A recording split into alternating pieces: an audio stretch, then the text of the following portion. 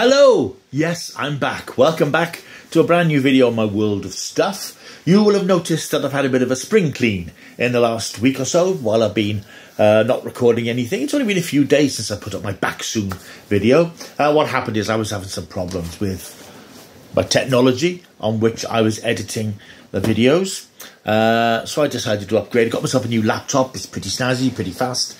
And there will be improvements coming along by degree in the as the videos carry on. You'll see, hopefully, I've got some new editing software which I'll be playing with, so hopefully it should be ringing the changes a little bit. You will have already noticed that I've upgraded the title theme and, in fact, the credits. The credits have gone back to the original version that was made for me a couple of years back, and I've put a new theme over. I do like to do that now and again. I like to shake it up in terms of the music and stuff.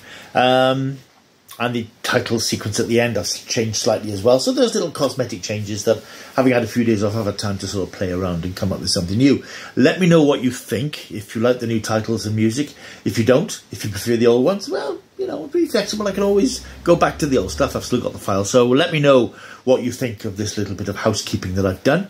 And let me know as we go along what you think of the new videos, how they look, if they look a bit slicker, if the editing is a bit smoother. It's not my natural area of expertise, but I've just got some new software, as I said, and I shall be playing around with that as we move forward. Right, I hope you've been well these last few days. It's now Friday, the 18th of August.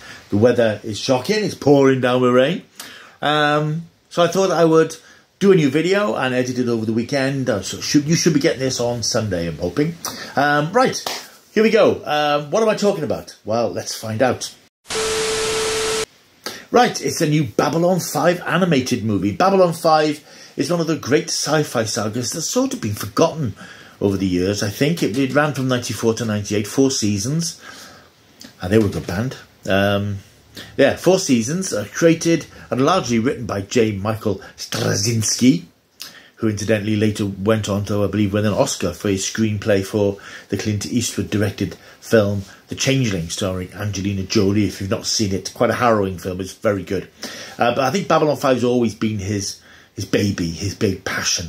This big, sprawling space saga set thousands of years in the future at the edge of the human empire, where Babylon 5 is the last of the Babylon stations, keeping an uneasy alliance between various different factions across the universe who are sort of hostile. And it's sort of a melting pot for different species. It's a meeting place.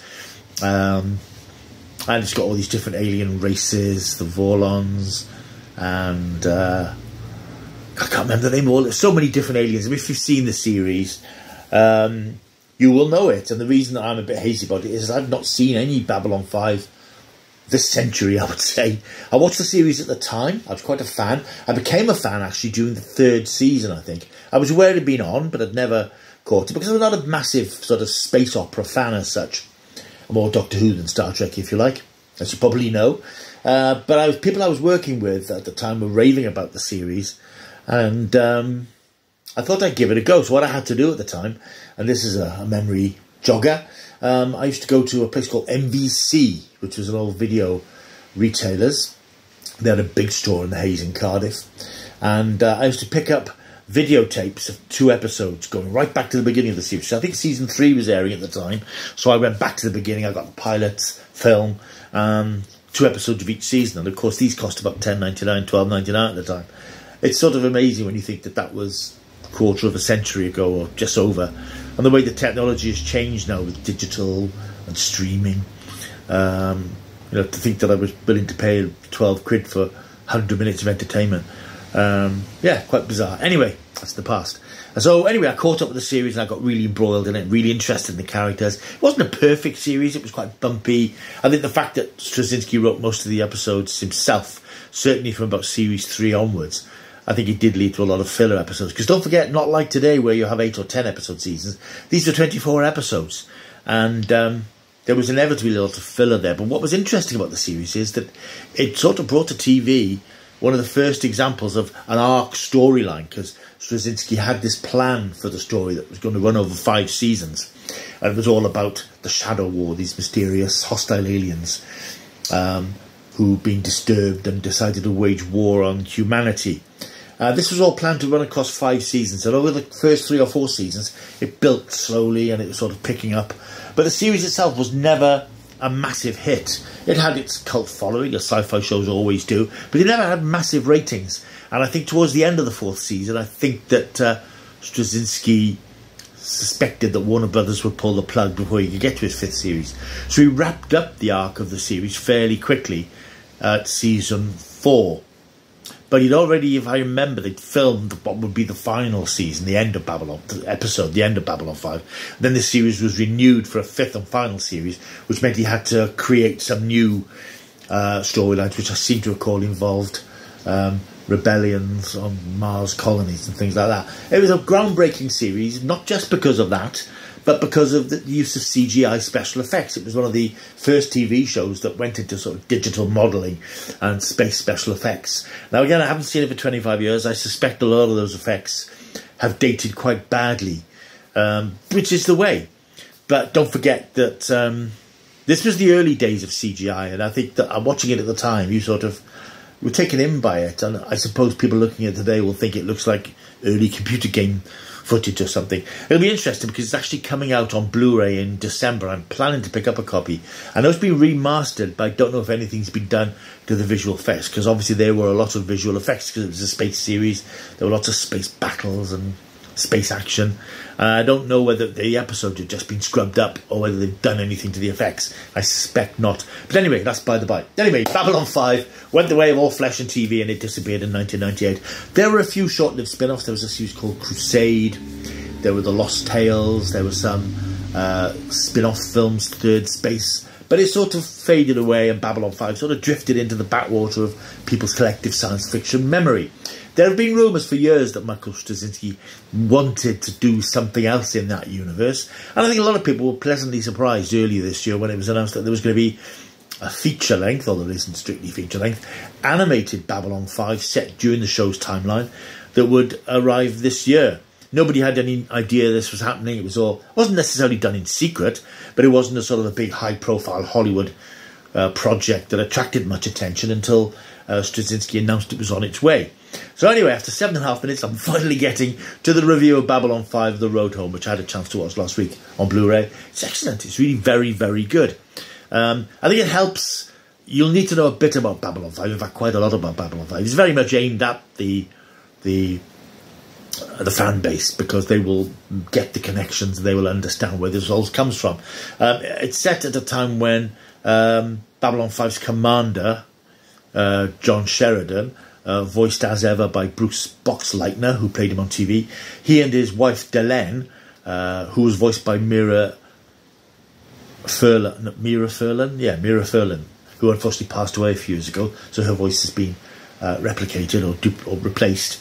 They're going off to, he's now become the sort of the president, and he's off to sort of strengthen the alliance. But he goes to the planet Minbar, which is Delenn's home planet, for the unveiling of some new massive piece of technological kit. He discovers that it's powered by tachyons. Now, Babylon 5 fans will remember the tachyons, last time he encountered them, which was in season 2 or 3, ended up casting him adrift in time. It was sort of a time travel two-parter, I think. It has the same effect now. It casts him adrift. He's unstuck in time and space, and he finds himself drifting through various different timelines. Yes, it's a multiverse story. Sorry if you're sick of Marvel's multiverses and DC's multiverses. Babylon 5 is gifting you a multiverse. But actually, it's not as arcane and convoluted as those previous multiverses. It's just that he's drifting into his timeline and then into alternative timelines where certain things have happened, certain things haven't happened. It takes him back to his childhood. It takes him to the very point where the Shadow War begins, when a human expedition travels to the planet of the shadow creatures, which I think is called Icarus, or it's the Icarus expedition, and causes chaos, which causes the shadow creatures, which are sort of, if you remember, Starship Troopers are sort of arachnid type things. Then he travels to another timeline where Babylon 5, which has been commanded by Jeffrey Sinclair, who was the commander in the first series. He was played by the late Michael O'Hare.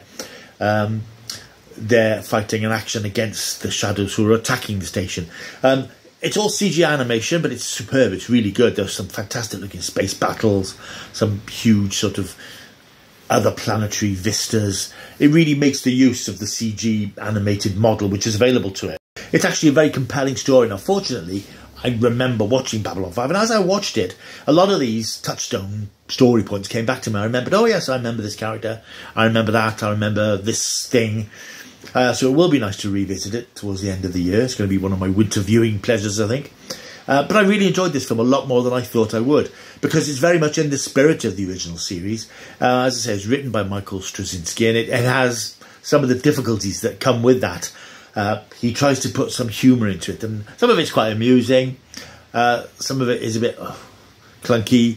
But generally, it's a very good story, very well told. It's a very nice way back into the Babylon 5 universe. And I think it's very entertaining. I think it's about 80 minutes, 83 minutes, something like that. So it's sort of stretch a point and call it feature length, I think. But it's actually very engrossing. And I was watching it thinking, well, this isn't, it's a cartoon. And in my head, of course, this is why I don't engage much with a lot of the Pixar films these days, because they just, they very much come across as kids' films. And I know they deal with sophisticated things. The animation is superb, but they still strike me as kids' films. I don't engage with them in that way. This isn't a kids' film, but this is animation. But this is very much aimed at Babylon 5 fans who know the series, know the characters, love the characters, and want to be back in that world in probably the only way they can. Because the truth is, a lot of the cast members have actually passed away since the show finished. Okay, we're talking 25 years ago. But there's a good 5 or 6 main cast members who are no longer around. And they are replaced by very good replacements. I mean, some of them clearly not the same voices, because they bring their own abilities to the parts. But because the animation is so good, they look like the characters, so you just accept it. You accept it's these people that you used to watch in a show 20 odd years ago. So overall, I really enjoyed this. I was surprised how much I enjoyed it. I was a bit worried going in that it would be, flogging a dead horse, a long dead horse, skeleton of a dead horse, because it's been so long since it's been in Babylon 5. But I felt it worked very well in breathing some life back into it. Whether it's going to lead to anything else, or whether it's just a nice little pleasant coda for the fans quarter of a century later, I don't know. I don't know what it's doing, what its best expectations are. But for what it was a very enjoyable, very exciting, and very well done science fiction space adventure. And I think that if you are a Babylon 5 fan and you are concerned about the fact that it's animation, don't worry, because it does feel like it's part of the show's canon. And I really enjoyed it. Babylon 5, The Road Home, I'm going to give it 8 out of 10 because it was that good. I had a really good, no, I can say a good time. I'm going to not say that. But I really enjoyed it. It was excellent. And it's available now on Blu-ray. I think it's on 4K in the UK. And also DVD, of course. Right, before I go, I just wanted a quick mention for 2 recent losses that we've had in the entertainment world. Michael Parkinson, of course, the legendary BBC and later ITV interviewer. I mean, anybody of my age will always remember that Saturday night was rounded off with an hour in the company of Michael Parkinson, interviewing the great and the good, the legends of Hollywood, the people who aren't around anymore, people like David Niven, Peter Ustinov, Peter O'Toole, the legends, James, I can't believe I can't remember his name, James Stewart, they were all on his show in the 70s, and this was in an era when people didn't go on chat shows to plug their latest film or their latest album. They went on because they had stories to tell, and they had anecdotes, and Michael Parkinson was very much of that generation, and he brought the best out of these people. He was a great interview. He was very good. And the show ran in the 70s. Then it came back, I think, in the 90s, and then he went over to ITV where he finished off his career. He was 88. And obviously we haven't seen him a lot lately. I've seen him on a couple of shows, and you realise that he was old and he was looking a bit more frail, which, it happens. But yeah, he is it's a loss because it's a link back to the past.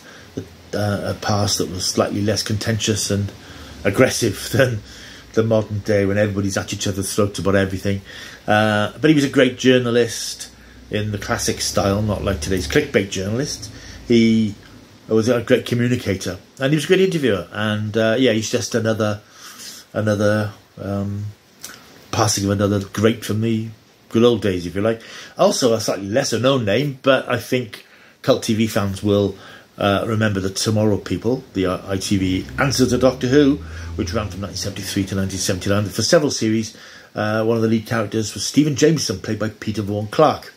He was a sort of young teenage boy, and the idea of the Tomorrow People, as you surely know, is the next generation of humanity, Homo superior, who have psychic abilities. They can teleport, they can jaunt. Yeah, it was a great idea for a series. The idea of the series was generally better than the execution. The first couple of series were very good, and then it sort of became a victim of its own success because it was popular with the kids, but Thames TV, who made it, didn't give it the money. So it just looked like a very, very ropey science fiction series. But it had a really good idea to it, which is, I think, half the battle with sci-fi. If you haven't got the money, you have a good idea and you can get away with it. And I think Tomorrow People largely did that. Anyway, Peter Vaughan Clark starred in the first 4 series or so, I think it was. He came back later when Big Finish did some audios. And yeah, he was 66, which is no great age these days. And I'm sorry to hear of his passing, because again, he's sort of a little minor hero from my youth. I wasn't one of those people who identified with characters on TV, but because he was of the same age as me, it was that wish fulfillment thing of wishing you had these abilities that these kids on TV have got. And although he didn't have much of a career afterwards, he came back to provide uproarious commentaries on the DVDs. If you ever get a chance to hear the commentaries that he and Nicholas Young, who played John, and some of the other cast members gave, incredibly indiscreet, but very, very funny and very blunt about the series and how it was made, but obviously with a great affection for it. So again, it's somebody else who's around when I was a youngster. Another link to the past gone, Peter Vaughan Clark of the Tomorrow People. Right, I think that's it for this video. Hope you've enjoyed. It's been nice to be back. As I said, let me know what you think of the upgraded title music and title sequence and so on, and the end titles. And yeah, don't forget to like and subscribe. I've had a couple of subscribers while I've been off. So what I would like to do, if you're new here, just subscribe, because I'm heading towards 400 subscribers. I'd like to get there as quickly as possible. So that seems to work for other people. Come on, we want to get to 10,000 subscribers. Do me a favour. So yeah, do me a favour. Click the subscribe button. You don't have to watch the videos, just subscribe. And if you do watch them, like them, leave a comment down below. Let's get to 400 subscribers, and then the world will be my lobster. Right, thank you for watching. I'll be back soon. Probably the next video is going to be Blue Beetle, the new DC superhero film, which I'm borderline interested in. Probably going to see that Sunday afternoon, so expect a video beginning of next week. I don't know when you'll see this video. That video may well have gone up by now. Or it could be Christmas next week. Who knows? Anyway, see you soon. Keep watching the... What is it? No, I've forgotten. Keep taking the stuff. Bye.